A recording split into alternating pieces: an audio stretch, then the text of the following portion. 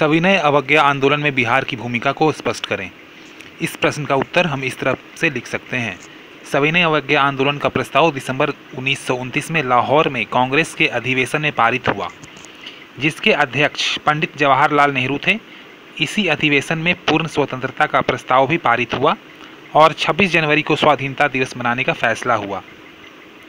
26 जनवरी 1930 के बिहार में भी स्वाधीनता दिवस उत्साहपूर्ण ढंग से मनाया गया। विशेषकर छात्रों ने इसमें सक्रिय योगदान दिया। कांग्रेस के नेताओं ने प्रांतीय विधायिका से त्यागपत्र दे दिया। 12 मार्च 1930 को गांधी जी को दांडी यात्रा आरंभ करना पड़ा। 5 अप्रैल को उन्होंने नमक कानून का उल्लंघन कर सत्याग्रह आरंभ किया। बिहार में नमक सत्याग्रह का आरंभ 15 अप्रैल को चंपारण और सारण जिलों में नमकीन मिट्टी से नमक बनाकर किया गया। इस सत्याग्रह का प्रसार मुजफ्फरपुर, पटना, शाहाबाद आदि क्षेत्रों में भी हुआ। सरकारी दमन चक्र ने कठोर रूप धारण किया और लगभग 13,000 लोग कैद कर लिए गए। पटना में 16 से 21 अप्रैल 1930 के बीच लोगों ने अनेक बार प्रदर्शन किए और पुलिस की मारपीट एवं अत्याचार को संयम के साथ सहा। 4 मई को गांधी जी की गिरफ्तारी हुई। इसके विरोध में जन प्रदर्शन हुए और 9 मई 1930 को बिहार प्रदेश कांग्रेस कमेटी ने विदेशी वस्तु और शराब की दुकानों के आगे धरना देने का प्रस्ताव रखा। यहीं से इस प्रस्ताव पर कार्यान्वयन आरंभ हुआ। इस कार्य में महिलाओं ने बढ़ चढ़कर हिस्सा लिया। स्वदेशी के प्रचार और विदेशी वस्त्रों के बहिष्कार की मात्रा इतनी प्रबल हुई कि छपरा जेल के कैदियों ने विदेशी वस्त्र पहनने से इनकार कर दिया और स्वदेशी वस्त्र उपलब्ध न कराए जाने पर नंगे रहने का निश्चय किया।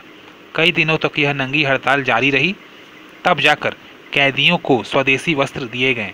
इस आंदोलन के क्रम में बिहार में चौकीदारी कर बंद करने के लिए भी आंदोलन हुआ। चौकीदारी कर की वसूली के क्रम में जो अत्याचार बिहार में हो रहा था, इस कारण लोगों में असंतोष की भावना थी। सारण, चंपारण, शाहाबाद, पूर्णिया, मुंगेर, पटना तथा अन्य जिलों में लोगों ने चौकीदारी कर देना बंद कर दिया। सरकारी दमन के उपाय तीव्र होने लगे। कांग्रेस के प्रमुख नेताओं को गिरफ्तार कर लिया गया। 30 जून 1930 को कांग्रेस को अवैध घोषित कर दिया गया। 5 जुलाई को राजेंद्र प्रसाद भी गिरफ्तार हुए। जनवादी उपाय बहुत सफल न होने पर सरकार का रुख बदला। 5 मार्च को गांधी इरविन समझौता हुआ।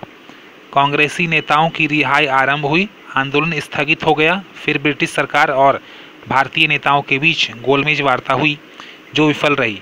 अतः आंदोलन पुनः आरंभ हुआ।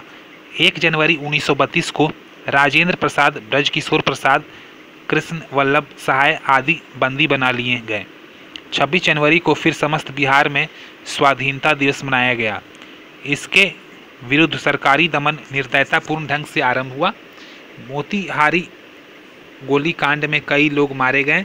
12 जुलाई 1933 को गांधी जी ने सामूहिक सविनय अवज्ञा के स्थान पर व्यक्तिगत सविनय अवज्ञा का प्रस्ताव रखा।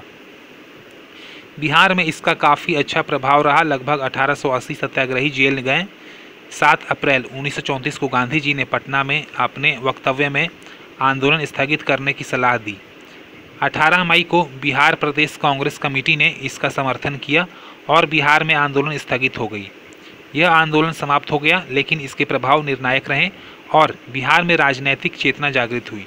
इस आंदोलन के क्रम में प्रशासन और पुलिस से जुड़े भारतीय अधिकारियों और कर्मचारियों के बीच भी राष्ट्रीय आंदोलन के प्रति सहानुभूति जागृत हुई।